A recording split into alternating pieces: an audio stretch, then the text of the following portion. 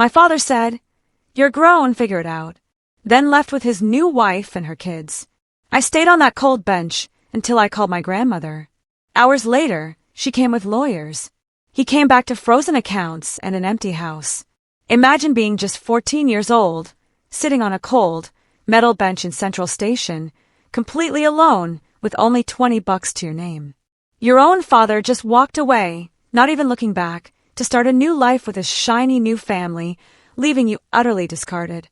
For 6 agonizing hours, I waited, watching trains disappear into the horizon, while he was online, posting smiling photos from a luxury resort, celebrating with the ones who matter most.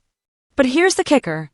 What he didn't know was that in that moment of ultimate betrayal, he didn't just abandon me, he set me free. And what happened next? Well, let's just say a secret $80 million fortune, a massive legal battle, and an 18-year prison sentence were just the beginning of his comeuppance. That day, the air in my dad's car was thick with unspoken words. It felt like I was breathing through wet wool, heavy and suffocating. I pressed my forehead against the cool window, watching our familiar neighborhood blur past, completely unaware it was the last time. My worn backpack, stuffed with what Dad vaguely called essentials for a little trip to sort things out, sat between my feet. "Dad, are we going to be back before Monday?" I asked, trying to break the heavy silence. "I have that history presentation, remember? The Civil War, one I've been working on for weeks." His knuckles whitened on the steering wheel. "You'll figure it out, Mia." A cold dread slithered down my spine. This wasn't the dad who used to help me with school projects, who'd stay up past midnight cutting out cardboard planets for my third-grade solar system. This was the stranger he'd become since marrying Sharon 6 months ago. "Dad, just stop talking for a minute, okay? I need to think." I swallowed hard, tasting the bitter coffee I'd grabbed at Mom's place. She'd been passed out on the couch again, empty wine bottles creating a sticky glass city on the coffee table. Dad had looked at her with such disgust, muttering, "No wonder," under his breath when he came to pick me up. The train station loomed ahead, its red brick facade and clock tower looking like something from an old movie. Dad pulled into the drop-off zone, not even bothering with the parking lot. My stomach twisted. "Aren't you coming in with me?" I asked as he popped the trunk. He was already out, yanking my backpack from the back with unnecessary force. I scrambled to follow, my legs feeling like jelly on the pavement. The November wind cut right through my thin jacket, the one Sharon had said made me look homeless at Thanksgiving dinner. "Here," Dad said, shoving the backpack at me. His eyes kept darting toward the station entrance, then to his watch. "You're 14, Mia, old enough to figure things out." "Figure what out?" "Dad, you haven't even told me where I'm going." That's when I saw them. Sharon stood just inside the glass doors, her perfectly manicured hand resting on her daughter Brittany's shoulder. Brittany, 12, blonde like her mother, wore a designer coat I'd only ever seen in store windows. Sharon's 8-year-old son, Connor, was glued to his phone, oblivious. Sharon caught my eye and smiled, that cold, triumphant smile I'd seen her practice in mirrors when she thought no one was looking. "Dad!" My voice came out small, breakable. He was already walking toward them, not looking back. His hand found Sharon's waist, pulling her close as he kissed her cheek. Connor looked up from his game long enough for Dad to ruffle his hair affectionately, just the way he used to ruffle mine. "Dad!" I called louder, panic rising in my throat like floodwater. "Dad, you haven't given me a ticket. Or money, Dad!" An elderly woman gave me a concerned look. A businessman in a gray suit stepped around me, irritation clear on his face. But Dad didn't turn around. He guided his new family toward the exit. Brittany glanced back at me once, with something that might have been pity, or maybe satisfaction. Then they were gone. I stood frozen in the middle of the busy station, my backpack weighing down my shoulders, watching the spot where they disappeared. This wasn't happening. It couldn't be. Any second now. Dad would come back through those doors, laughing about what a terrible joke this had been. Any second now. But the seconds stretched into minutes. 5, 10, 20. A station guard, his uniform neat and pressed, approached me with measured steps. "Young lady, are you waiting for someone?" "My dad," I said automatically. He forgot something. "He'll be right back." The guard's eyes, brown and kind behind wire-rimmed glasses, took in my backpack, my panicked expression, the way I kept staring at the door. "Would you like to sit down while you wait? There are benches over there." I nodded, not trusting my voice, and made my way to a cold metal bench near the ticket windows. The backpack slumped beside me as I sat, and I finally looked inside it properly. One change of clothes, my phone charger, a hairbrush, my history textbook, and a crumpled $20 bill in the front pocket, saved from babysitting jobs. $20. That was all I had. The station bustled around me. Families reuniting, business people rushing, teenagers laughing. Everyone had somewhere to go. Someone expecting them. Everyone except me. My phone, its screen cracked from when I dropped it last month, and Dad said it wasn't worth fixing, showed 3:47 p.m. I scrolled through my contacts. Each name a small disappointment. Mom would be drunk until at least tomorrow. My best friend Emma was on vacation in Florida. The other kids from school. We weren't close enough for me to call crying from a train station. Then I saw it. A contact I'd almost deleted a dozen times but never quite could. Grandma Helen. Dad's mother, the woman he'd cut off 2 years ago after some fight about money and meddling that I'd never fully understood. The grandmother who used to bake me cookies from scratch and teach me card games on rainy Saturdays before everything fell apart. My stomach rumbled, reminding me I'd skipped lunch, too nervous about this mysterious trip to eat. I unwrapped a granola bar from my backpack's side pocket, probably from last week's school field trip, and ate it slowly, making it last. 4:15 p.m. The early darkness of November was already creeping in through the high windows. The station would close at midnight. Then what? Where would I go? The thought of spending the night on the streets made me feel like I might throw up the granola bar. A family walked past. Mother, father, 3 kids, all holding hands in a chain. The youngest, maybe 5, was crying about being tired. Her father scooped her up, settling her on his shoulders, and she giggled through her tears. That's when I broke. The tears came silent at first, just hot tracks down my cheeks that I quickly wiped away. But then my chest heaved, and a sob escaped. I pulled my knees up to my chest, making myself as small as possible on the bench, and cried into my jeans. "Miss!" A gentle voice. "Miss, are you all right?" I looked up to find an elderly woman, perhaps 70, wearing a purple coat and holding a cup of coffee from the station cafe. She sat down beside me without invitation, close enough to be comforting but not intrusive. "My dad left me," I heard myself say. "He just left me here." Her face hardened. "How old are you, sweetheart?" 17, I choked. She pulled out her phone. "I'm calling the police." "No." I grabbed her hand, surprising both of us. "Please. First, I have someone I can call. My grandmother. I haven't talked to her in a while." The woman studied me for a long moment, then nodded. "Call her. Now. While I sit here with you." With shaking fingers, I found Grandma Helen's number again. It rang once, twice, 3 times. I was about to hang up when... "Hello!" Her voice was exactly as I remembered, firm but warm, like aged whiskey and velvet combined. "Grandma!" My voice cracked. "It's Mia." A sharp intake of breath. "Mia, sweetheart, what's wrong? Where are you?" Dad left me at the train station. He drove away with Sharon and her kids. And he left me here with no money and no ticket. And I don't know what to do. "Stop!" Her voice cut through my panic like a knife through butter. "Which train station?" "Central Station." "Downtown. Are you safe right now? Is anyone bothering you?" "No. There's a nice lady sitting with me." "Good. You stay right there. Don't move. Don't go with anyone. I'm coming to get you." "But Grandma, it's at least 2 hours. I'll be there in 90 minutes. I'm bringing some friends with me. Legal friends. You just stay put and stay safe. Can you do that for me?" "Yes." "And Mia, this is not your fault. Whatever that bastard, whatever your father told you, this is not your fault." The line went dead. The woman in purple squeezed my shoulder gently. "Your grandmother?" I nodded. "Good. Home." The word sat strangely in my mind. I hadn't been to Grandma's house since before the fight with Dad. I remembered it as a modest 2-story in the suburbs with a garden she tended religiously and a kitchen that always smelled like something baking. But we weren't heading toward the suburbs. The car glided through parts of a city I'd only seen from bus windows. Tree-lined streets with historic mansions set back from the road, their windows glowing warmly in the darkness. "Grandma, where are we going?" "Home," she repeated. But there was something in her voice, a note of satisfaction, maybe even vindication. The car turned through a set of iron gates that opened automatically.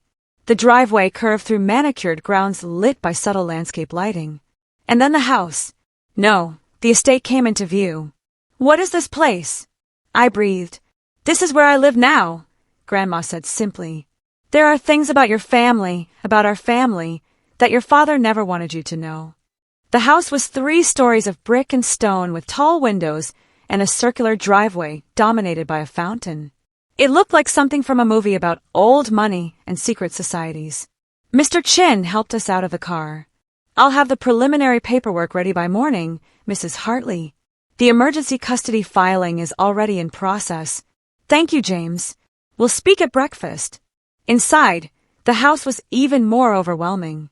Marble floors, a sweeping staircase, art on the walls that looked like it belonged in museums. A woman in a crisp uniform appeared immediately. "Mrs. Hartley, welcome home. Shall I prepare the blue room for Miss Mia?" "Yes, Rosa. And please have dinner sent to the family dining room in 30 minutes. Something comforting. Perhaps your excellent chicken soup." "Of course, ma'am."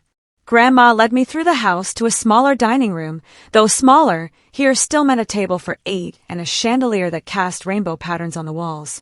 She poured herself a glass of wine, and me a glass of what turned out to be fresh squeezed orange juice. "I imagine you have questions," she said, sitting across from me. "This isn't the house I remember." "No, that was the house I moved to after your grandfather died, when I was pretending to be someone I'm not. Trying to be small enough, poor enough, that your father wouldn't feel threatened." She took a sip of wine. "It didn't work. He still cut me off the moment I questioned his choices. But how all of this? Your grandfather, my husband, was not the simple insurance salesman your father told you he was. Robert built his company from nothing, turned it into an empire. When he died 5 years ago, he left everything in a very specific trust structure, one that your father has been trying to break ever since." Rosa appeared with bowls of soup that smelled like heaven and warm bread that was still steaming. I hadn't realized how hungry I was until I started eating. "Your father received his inheritance immediately," Grandma continued. $5 million, free and clear. It should have been enough to set him up for life, to provide for you, to build something meaningful. $5 million. I nearly choked on my soup. Instead, he spent it. Bad investments, trying to impress people like Sharon and her country club friends, living beyond even those substantial means. When the money ran out, he came to me demanding more, demanding access to the rest of the trust. The rest. Your grandfather was worth approximately $80 million when he died. The majority of it is in trust, some for me, some for charities, and a significant portion, $10 million for you, to be accessed when you turn 18 or earlier under certain circumstances, your education, for instance. Or if you were ever abandoned or endangered by your legal guardians. Dad knows about this. Oh, yes. He's known since the will was read. He spent 3 years trying to get power of attorney over your trust, trying to convince judges that I'm senile, that the money would be better managed by him. Her smile was sharp. He never expected me to fight back. Never expected me to have kept such careful records of his attempts. Is that why he cut you off? Because you wouldn't give him my money? Partially, but also because I started asking questions about you. Whether you were being properly cared for. Whether the money he claimed to need for your expenses was actually being spent on you. She reached across the table to take my hand. I hired a private investigator 6 months ago when he stopped letting me see you. I knew about Sharon before their wedding was announced. I knew about the debts he was hiding. I knew he'd been fired from his job and was pretending to go to work every day. She squeezed my hand. What I didn't know, what I never imagined, was that he would abandon you like this. After dinner, she led me upstairs to the blue room. It was 3 times the size of my bedroom at Mom's apartment, with its own bathroom and a window seat overlooking the gardens. Fresh pajamas were laid out on the bed, somehow in my size. Rosa has a talent for these things, Grandma said, seeing my surprise. There are more clothes in the closet. We'll go shopping properly tomorrow. Grandma, I don't understand. Why didn't you tell me any of this before? She sat on the edge of the bed, suddenly looking every one of her 70 years. For 3 years, your father forbade it. And as long as he had custody, I had to be careful. Any wrong move, and he would have disappeared with you entirely. I've been waiting, gathering evidence, preparing for the day he made a mistake big enough that no court would side with him. Her eyes hardened. I just never thought his mistake would be this cruel. She pulled an envelope from her pocket, aged and yellowed at the edges. This is for you. Your grandfather wrote it before he died, with instructions that you should receive it when you were old enough to understand. My name was written on the front in shaky handwriting. Inside, the letter was dated just a month before he died. My dearest Mia, if you are reading this, then you are old enough to understand that family is complicated, that love and money can become tangled in ugly ways, and that sometimes the people who should protect us become the ones we need protection from. I am not long for this world, but I go knowing that I have done what I can to secure your future. The money I've left for you is not just currency. It's freedom. Freedom to pursue your education without debt. Freedom to take risks in your career. Freedom to leave situations that don't serve you. Your father is my son and I love him, but I know his weaknesses. I've watched him mistake wealth for worth. But I couldn't sleep. I sat in the window seat, looking out at the gardens lit by moonlight, my mind racing. Everything I believed about my family, about our situation, had been a lie. We weren't struggling. Dad wasn't a victim of bad luck. He'd had everything and thrown it away. And now he'd thrown me away, too. My phone buzzed. An Instagram notification. Against my better judgment, I opened it. There they were. Dad, Sharon, Brittany, and Connor. All smiles at what looked like a resort restaurant. The caption, family vacation. Making memories with the ones who matter most. Red heart. Posted an hour ago. While I'd been sitting in a train station, terrified and alone. He'd been raising a champagne glass with his new family. The ones who matter most. I screamed. Shut up! Then I turned off my phone and finally cried. Not tears of fear or abandonment this time, but tears of pure, molten rage. The next 2 weeks passed in a blur of lawyers, tutors, and transformation. Grandma had assembled what she called the team. Not just legal counsel, but an entire support system designed to rebuild what my father had broken. Posture, Miss Catherine corrected, her hand gentle but firm on my shoulder. You've been making yourself small for so long, you've forgotten how to take up space. The etiquette and confidence coach had been Grandma's idea. Not to change who you are, she'd assured me, but to give you tools. The world we're about to enter, courtrooms, legal depositions, possibly media attention, it's a game with rules. I want you to know those rules so you can choose when to follow them and when to break them. Miss Catherine was teaching me how to sit in a chair like I deserved to be there. How to make eye contact without flinching. How to speak, so people had to listen. It felt like learning a new language, one where my body said as much as my words. Better, she said as I walked across the room again, this time with my shoulders back. Remember, you're not trying to be someone else. You're uncovering who you've always been under the fear. In the afternoons, I met with Dr. Reeves, a therapist who specialized in adolescent trauma. His office was in the east wing of the house, set up specifically for these sessions. I don't want you to think I'm weak, I told him during our third session. Needing help isn't weakness, Mia. Your father abandoned you at a train station. Most adults would struggle to cope with that betrayal. The fact that you're here, working through it, shows incredible strength. I still dream about the station, I admitted. About waiting for him to come back. Do you want him to come back in the dreams? I thought about it. No. I want him to see me not needing him to come back. Dr. Reeves smiled slightly. That's a powerful shift in perspective. The legal preparation was the hardest part. Mr. Chin and his team had commandeered what Grandma called the war room, a conference room on the first floor where boxes of documents covered every surface. Financial records, emails, text messages, even social media posts. This is from 3 months ago. Miss Rodriguez, one of the younger lawyers, showed me a printed email exchange. Your father explicitly told your mother he was taking full custody because, and I quote, "The kid is worth $10 million at 18, and I'm not letting that slip away." The kid, I repeated, not even my name. Can we use this?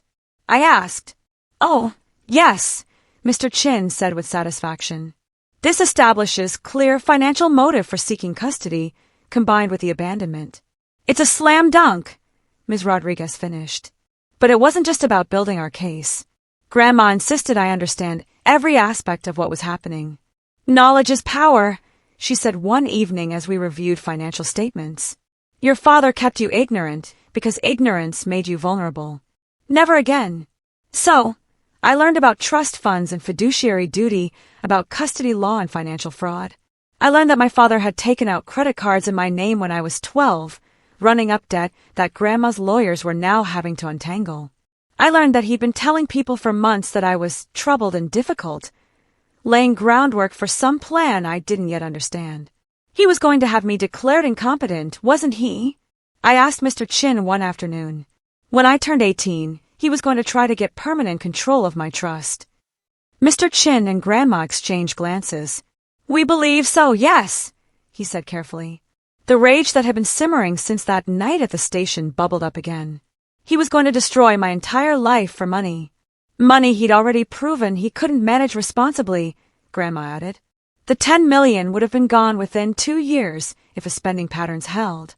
3 weeks after the abandonment, we got word that Dad had been served with papers while at the resort.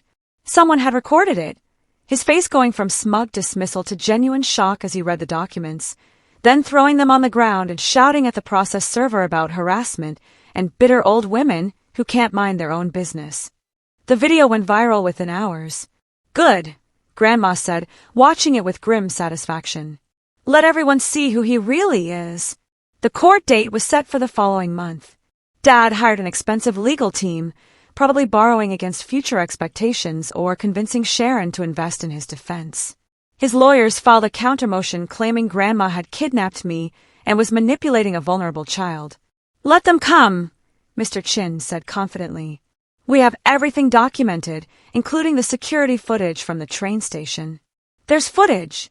I hadn't known. Oh yes, crystal clear. Him walking away while you call after him. You sitting alone for hours. Very compelling evidence. But Dad wasn't going down without a fight. He started a campaign of his own, calling extended family members with his version of events. According to him, I had been out of control, violent towards Sharon's children, and he'd simply been taking me to a therapeutic boarding school when I'd run away at the station. Some relatives believed him. Others didn't. The family fractured into camps, and my phone filled with messages ranging from support to condemnation. Block them all, Grandma advised. Their opinions don't matter. Only the truth matters. But the truth was becoming a weapon of its own. Miss Rodriguez discovered that Sharon's first husband had filed similar complaints about financial manipulation when they divorced. Dad's business partners came forward with stories of unpaid loans and broken contracts. Even Brittany's teacher reached out, concerned about behavioral changes since the marriage, and willing to testify about bruises she'd noticed.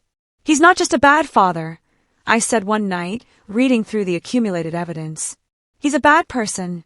Yes, Grandma said simply. And it's time the world knew it.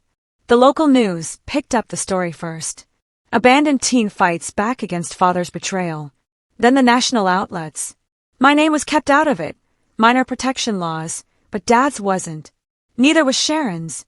Their perfect family image crumbled in real time. Sharon's country club friends distanced themselves. The private school questioned whether Brittany and Connor should continue attending. The resort where they'd been celebrating while I sat abandoned actually banned them from returning. Dad tried to call me once, 2 days before the first hearing. Grandma had warned me he might, and I prepared for it. Mia, sweetie. His voice was different. Desperate, cajoling. This has all been a huge misunderstanding. You know I would never. You left me at a train station. I interrupted, my voice steady, thanks to weeks of practice with Miss Catherine, with no money, no ticket, no plan. I was coming back. I just needed to. You posted vacation photos an hour later, making memories with the ones who matter most. Silence. Then his voice hardening. You have no right to ruin my life like this. You already ruined mine. The difference is, I'm going to rebuild better without you. You ungrateful little. I hung up. My hands were shaking, but I'd done it. I'd faced him down. The first court date arrived faster than expected. Grandma had bought me a new outfit, professional, but age-appropriate, nothing that could be criticized as too adult or too childish. Miss Catherine had coached me on courtroom presence. Dr. Reeves had prepared me for the emotional impact. But nothing really prepared me for walking into that courtroom and seeing my father across the aisle. He looked smaller somehow. His expensive suit couldn't hide the weight he'd lost or the dark circles under his eyes. Sharon sat behind him, her perfect makeup not quite concealing her pinched expression. She kept whispering urgently to him, and he kept shaking her off. All rise. The bailiff called, and the judge entered. Judge Martinez was a small woman with sharp eyes and an even sharper reputation. She reviewed the initial filings while the courtroom held its breath. "Before we begin," she said, looking directly at my father, "I want to make something very clear. The evidence I've already reviewed is deeply troubling. Abandoning a minor child at a public transportation hub without means or supervision is not just irresponsible, it's criminal. Mr. Hartley, you should be aware that depending on how these proceedings go, criminal charges may be recommended." Dad's lawyer stood quickly. "Your Honor, my client maintains that this was a misunderstanding." "A misunderstanding?" Judge Martinez's voice could have frozen fire. "There is security footage, counselor. Clear footage of your client walking away while his 14-year-old daughter calls after him. That's not a misunderstanding. That's abandonment." The hearing proceeded with mechanical precision. Our side presented the evidence of abandonment, financial fraud, and years of neglect. Their side tried to paint me as troubled, Grandma as manipulative, the whole situation as blown out of proportion. Then came the moment I'd been dreading and anticipating in equal measure, my turn to speak. I stood, my legs steadier than I'd expected. The courtroom fell silent. "Your Honor," I began, my voice carrying clearly thanks to Miss Catherine's training. "I spent 6 hours at that train station. 6 hours wondering what I'd done wrong. 6 hours watching families come and go while mine had thrown me away. I looked directly at my father for the first time. He didn't forget me. He didn't misunderstand. He made a choice. He chose money and his new family over his daughter. And now he wants to paint himself as the victim because his choice has consequences." Dad's face went red. He started to stand, but his lawyer pulled him back down. "I don't want his money," I continued. "I want my freedom. I want to live with someone who values me as a person, not as a future payday. I want to be able to trust that I won't be abandoned again the moment I become inconvenient." Judge Martinez nodded slowly. "Thank you, Miss Hartley. I've heard enough for today. Temporary custody is granted to Mrs. Helen Hartley pending full review. Mr. Hartley, you are ordered to have no contact with your daughter except through supervised channels. Financial accounts will be frozen pending investigation of fraud allegations." The gavel came down like thunder. As we left the courthouse, Dad called out, "This isn't over. You're ruining everything, Mia. Sharon, the kids, everyone is suffering because of your selfishness." I turned back, meeting his eyes with a steadiness I'd never had before. "No, Dad, everyone is suffering because of yours." Grandma's hand found mine, warm and steady. "Come, my dear. We have a future to build." Behind us, I could hear Sharon's voice, shrill and accusing. "This is your fault. You said she was worth millions. You said it would be easy."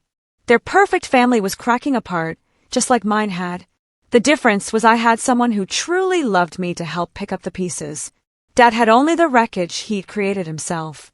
As our car pulled away from the courthouse, protesters were already gathering.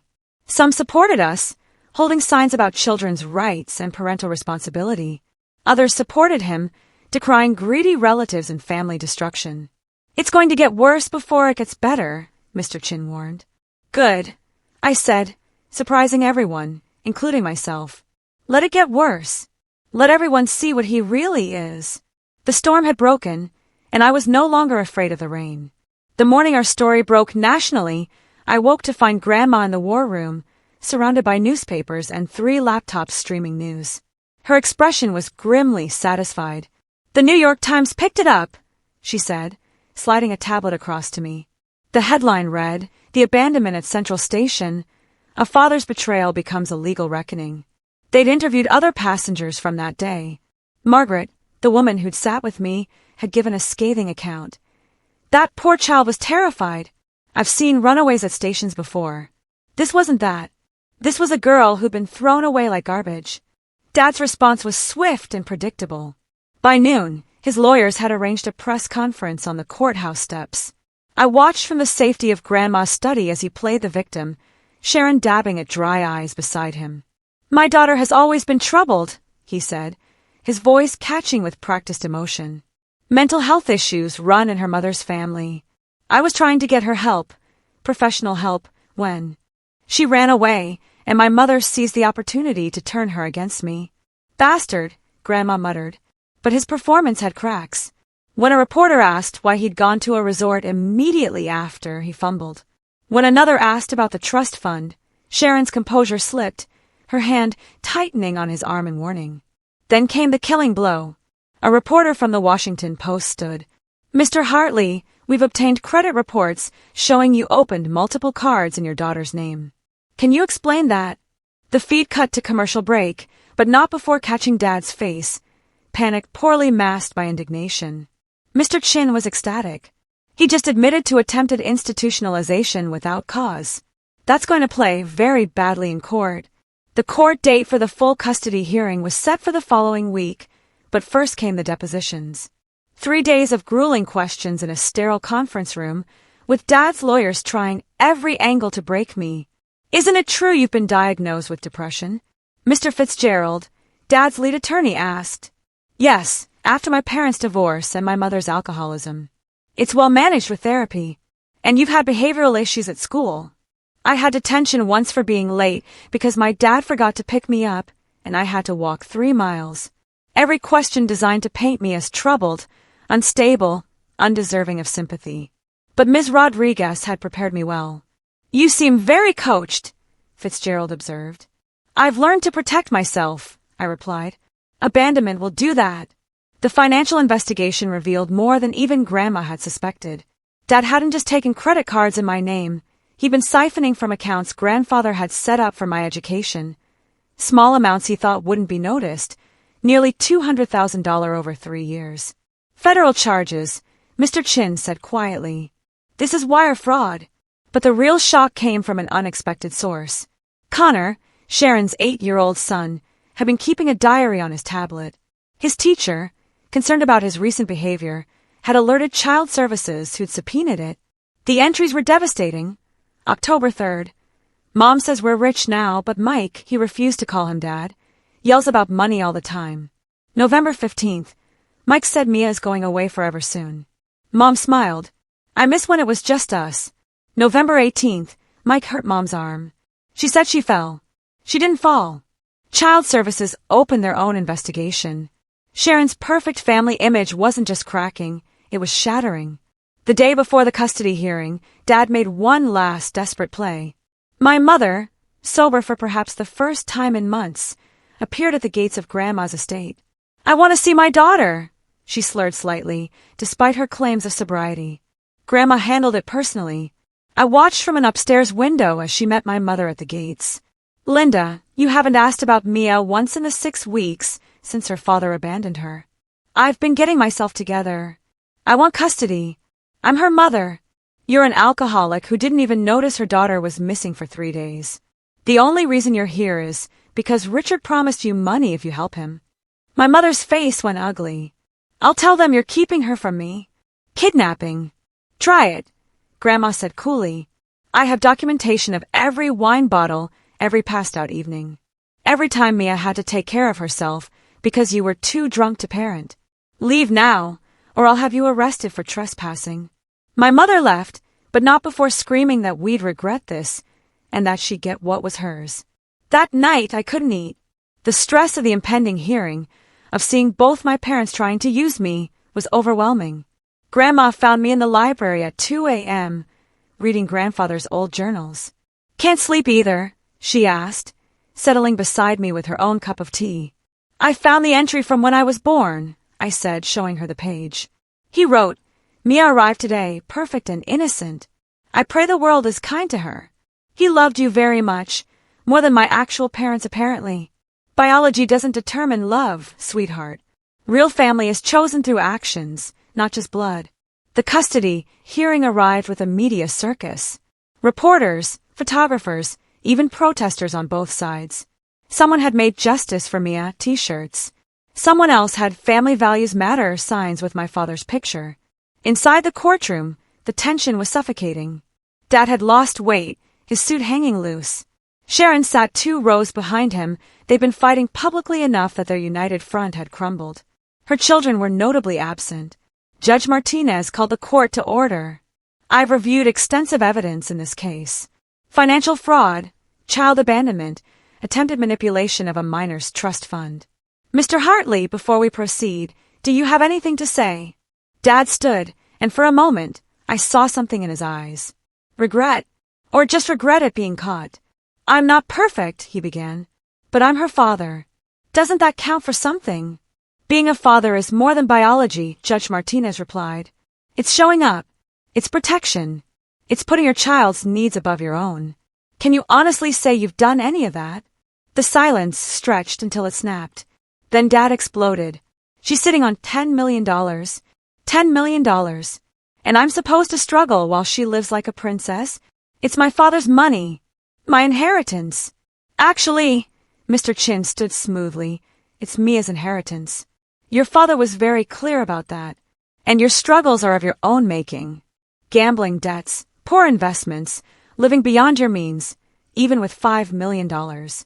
Dad turned to me, his mask finally completely off. You ungrateful brat. I raised you. I deserve, Mr. Hartley.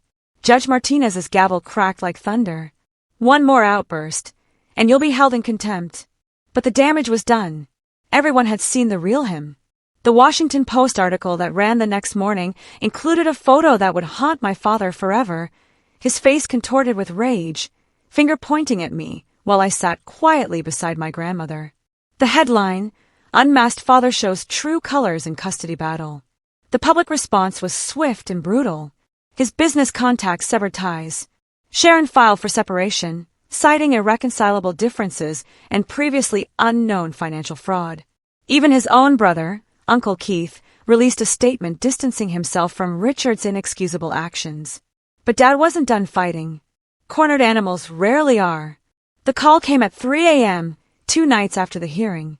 Not to my phone, he was legally barred from contacting me, but to Grandma's landline. You poisonous old witch! His voice was slurred, drunk. You've destroyed everything. My marriage, my reputation, my life. Grandma had it on speaker, recording. Richard, you're violating the restraining order. I don't care about your restraining order. You turned my daughter against me. You and your money, always dangling it like a carrot, making me dance. I never made you do anything. Every choice was yours. I'll ruin you both. You think you've won. I know things about Dad's business, about where that money really came from. All the line went dead. Mr. Chin immediately filed the recording with the court, adding violation of restraining order to Dad's growing list of legal troubles. But his threat wasn't empty. The next day, a sleazy tabloid ran a story, Hartley fortune built on illegal dealings. It was nonsense, easily disproven. But Dad had given an exclusive interview full of wild accusations about money laundering and tax evasion. He's desperate, Mr. Chin assured us. These are the thrashings of a drowning man. The IRS and FBI briefly investigated, found nothing, and instead turned their attention to Dad's own financial crimes. The irony wasn't lost on anyone. I returned to school during this period. Grandma insisted I needed normalcy, but normalcy was impossible when everyone knew my story. Some kids treated me like a celebrity, others like a victim, and a few, those whose parents sided with my father, like a traitor to family values. Emma, my best friend, became my shield. Anyone who gives you grief answers to me, she announced, and somehow, despite being 5 feet 2 inches, she made it stick. It was at school that I gave my first public speech about the experience. The principal had asked if I'd speak at an assembly about recognizing abuse and seeking help. Grandma left it entirely my choice. I stood before 300 students and told my truth. Abandonment isn't always as obvious as being left at a train station, I said, my voice steadier than my hands. Sometimes it's gradual. A parent who stops asking about your day, who forgets your birthday, who sees you as an inconvenience or worse, as a resource to be exploited. If someone is supposed to love you but makes you feel worthless, that's not love. If someone who should protect you instead puts you in danger, that's not family. You deserve better. We all deserve better. The standing ovation lasted 3 minutes. Later, 17 students approached the counselor about their own situations. The principal called it the most impactful assembly we've ever had. Dad heard about it, of course. Everything was public now. He showed up at the school the next day, drunk and raging, demanding to see me. The security guard, a grandfather himself, physically blocked him while calling the police. The arrest was captured on dozens of student phones. By evening, #Dad of the Year was trending, with the video viral across all platforms. Sharon, meanwhile, was fighting her own battles. The separation had turned ugly when she discovered Dad had hidden assets, money he'd stolen from me that he'd squirreled away in offshore accounts. She wanted her share of the fraudulent gains. "Let them tear each other apart," Grandma said, watching the news coverage of their court battle. But Connor and Brittany were collateral damage. Sharon, consumed with rage and greed, had become negligent. Child Services removed them from her care, placing them with Sharon's sister in another state. Connor's diary entry about Dad hurting Sharon had opened an investigation that revealed a pattern of domestic violence. I felt sorry for them. They hadn't asked for any of this. "You could reach out," Dr. Reeves suggested during therapy. "Let them know they're not alone." I wrote them each a letter, simple, kind, explaining that none of this was their fault, that sometimes adults make terrible choices, but kids shouldn't blame themselves. Brittany never responded, but Connor sent back a drawing of a train station with a girl walking away from it, strong and unafraid. I still have it. The criminal trial was set. Dad faced charges of fraud, identity theft, child abandonment, and violating a restraining order. The federal charges alone carried up to 20 years in prison. He tried one last manipulation, a suicide attempt, or rather, a gesture designed to look like one. He took just enough pills to require hospitalization, but not enough to cause real damage. The timing was suspicious, right before a crucial hearing. Some people felt sympathy. I didn't. "It's another manipulation," I told Dr. Reeves. "He's not sorry for what he did. He's sorry he got caught." "That's a very mature understanding," he replied. "Also a very painful one. The prosecutor, Miss Davies, was a force of nature. She'd taken the case personally after watching the train station footage. I have a daughter your age, she told me. What he did, there's no excuse, no justification. We're going to ensure he can never hurt you again." The trial was set for 3 weeks out. Dad's lawyers pushed for a plea deal, but Miss Davies refused anything less than admission of guilt and serious prison time. The criminal trial began on a Thursday morning that felt like the edge of the world. I wore the navy dress Grandma had bought me, professional, respectful, but not trying too hard. My hands shook as I fastened the buttons. "You don't have to go," Grandma reminded me. "You've already given your deposition." I need to see this through. The courthouse was a zoo. Media from around the country, true crime podcasters, even a documentary crew that had been following the case. But also supporters. Dozens of people wearing those Justice for Mia shirts. Many of them parents who'd been horrified by my story. Dad looked diminished in his orange jumpsuit. No expensive suit to hide behind. No Sharon to perform for. Just him, his public defender, his money long gone to pay debts, and the weight of evidence against him. Miss Davies opened with the security footage. The courtroom watched in silence as 14-year-old me called after my father, as I sat alone hour after hour, as I finally broke down crying on that cold bench. Several jurors wiped their eyes. "This is not a case about money," Miss Davies said. "This is about a father who viewed his daughter not as a child to protect, but as an asset to exploit. When he couldn't access her inheritance legally, he abandoned her like a broken toy. The evidence was overwhelming. Financial records showing systematic theft. Text messages where he discussed getting rid of the burden with Sharon. The credit cards in my name with charges for Sharon's jewelry and their vacation, the one they took while I sat abandoned. Then came my testimony. I took the stand on day 2. Dad wouldn't look at me, keeping his eyes fixed on the table. "Can you tell us about November 18th? Miss Davies asked gently. I told them everything. The silent car ride, the confusion, the moment I saw Sharon and her kids and understood I was being discarded. The hunger, the fear, the kind stranger who bought me food, the relief when I heard Grandma's voice. Were you afraid? Miss Davies asked. I was terrified. I thought I might die. That no one would know what happened to me. Did your father ever contact you to see if you were safe? No. He posted vacation photos instead. Dad's lawyer tried to paint me as a troubled teen, but it fell flat. Every accusation was refuted with documentation. My grades were good. My teachers praised me. My only trouble was having him as a father. The star witness, surprisingly, was Sharon. She'd made a deal for immunity in exchange for testimony, and she buried him. He said she was worth $10 million, she testified, not even pretending remorse. That once he had control of it, we'd be set for life. The abandonment was planned weeks in advance. He wanted her either institutionalized or so. Traumatized, she'd be easy to control when she turned 18. The courtroom erupted. Judge Coleman had to threaten clearing the gallery. And you went along with this? Miss Davies pressed. I thought he was taking her to a boarding school. I didn't know he was just going to leave her. It was a lie. We had text messages proving she knew, but her testimony was damning enough. Dad finally took the stand on day 4. His lawyer had advised against it, but his ego demanded he tell his side. It was a disaster. She owes me, he said at one point. I raised her. I paid for everything. With money you stole from her trust, Miss Davies interrupted. That money should have been mine. I'm the son. I built that company with my father. You were 12 when your father founded the company. What exactly did you build? He spiraled from there. Blamed Grandma, me, Sharon, everyone but himself. When shown the train station footage, he actually said, She looks fine. I don't see what the big deal is. A juror audibly gasped. The verdict took 2 hours. Guilty on all counts. The sentencing was scheduled for the following month. The maximum was 25 years.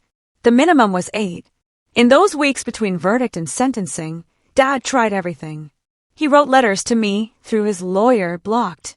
He gave a jailhouse interview claiming innocence. It only made things worse when he accidentally admitted to crimes they hadn't even charged him with. He had his brother try to negotiate with Grandma. She refused to even take the call. The day of sentencing, I gave a victim impact statement. I'd written it 17 times, each draft angrier than the last, until finally I found the words that were true. You were supposed to protect me, I said, looking directly at him for the last time. That's the most basic job of a parent. Keep your child safe. You didn't just fail at that. You were the danger I needed protection from. I spent years wondering what I did wrong. Why I wasn't good enough. Why you couldn't love me the way you love Sharon's kids. But I understand now. You never loved any of us. You only love yourself. I'm not asking for the maximum sentence because I want revenge. I'm asking for it because somewhere out there is another 14-year-old girl with a father who sees her as a resource instead of a daughter. And maybe if he sees what happened to you, he'll think twice. You abandoned me at that train station, but you set me free. I found a real family, real love, real support. I'm going to college next year, early admission to Yale. I'm going to study law to help kids like me. I'm going to take grandfather's name, Mia Blackwood, not Hartley. You thought you were throwing me away, but you just revealed who you really are. And now everyone knows. Dad tried to speak, to respond, but Judge Coleman cut him off. Mr. Hartley, I've overseen many cases in my career, but rarely have I seen such calculated cruelty toward a child. You abandoned your daughter in pursuit of money that was never yours. You stole her identity, her security, and tried to steal her future. I sentence you to 18 years in federal prison, with no possibility of early release for the first 10. Upon release, you will have no contact with your daughter unless she initiates it. All stolen funds will be returned with interest. The gavel came down for the final time. As they led Dad away, he turned back once. Our eyes met across the courtroom. I expected to feel something. Sadness, maybe even pity. But I felt nothing. He was a stranger who happened to share my DNA. Outside the courthouse, the crowd cheered. Reporters shouted questions, but I only had eyes for Grandma, standing by the car, tears streaming down her face. Proud of you, she whispered as she hugged me. Your grandfather would be too. Sharon disappeared after the trial, rumors saying she'd left the country. Her kids were adopted by their aunt and uncle, who seemed like good people. I kept in touch with Connor, who grew into a kind young man despite everything. My mother got sober, actually sober, after the trial. We have coffee sometimes. It's not a relationship exactly, but it's not nothing either. She knows she lost the right to be my parent, but maybe she can be a person in my life. The trust fund became mine on my 18th birthday, but I barely touched it. Grandma had taught me that money was a tool, not a goal. I used some for college, some for therapy, some to start a foundation for abandoned children. The rest waits, growing, ready for when I know exactly what to build with it. I returned to the train station on a November afternoon, exactly 5 years after that horrible day. Not the same bench. They'd replaced them all with newer, supposedly more comfortable ones, but the same spot. I wasn't alone. Connor sat beside me, now 13 himself. He'd asked to see where it happened, to understand the story that had reshaped both our lives. Were you really here for 6 hours? He asked. 6 hours and 14 minutes, I said. I know because I watched every minute tick by on that clock. I pointed to the old clock tower, still keeping perfect time. I'm sorry my mom was part of it, he said quietly. You're not responsible for your parents' choices. Trust me, I learned that the hard way. We sat in comfortable silence, watching travelers rush past, families reuniting, others saying goodbye, normal people living normal lives. Mia, Connor asked, do you ever wonder what would have happened if he'd come back? I thought about it, really thought about it for the first time in years. I would have gone with him, I admitted. I was so desperate for him to love me, I would have forgiven anything. And that would have been the real tragedy, spending my whole life begging for love from someone incapable of giving it. My phone buzzed. A text from Grandma, dinner at 7. Made your favorite. Home. Real home. With someone who chose me not for what I was worth, but for who I was. Come on, I told Connor, standing and shouldering my bag. A designer one now, a gift from Grandma, though I still had that old worn one in my closet as a reminder. Let's go home. As we walked toward the exit, I glanced back once at that bench. The girl who'd sat there, terrified, abandoned alone. She was part of me, but not all of me. She was the cocoon I'd emerged from, stronger and more myself than I ever could have been if Dad had been the father I'd needed. He was right about one thing that day at the station. I was old enough to figure it out. And I did. If someone who was supposed to protect you chose money over your well-being, would you find the strength to rebuild without them? I'd love to hear your thoughts in the comments below.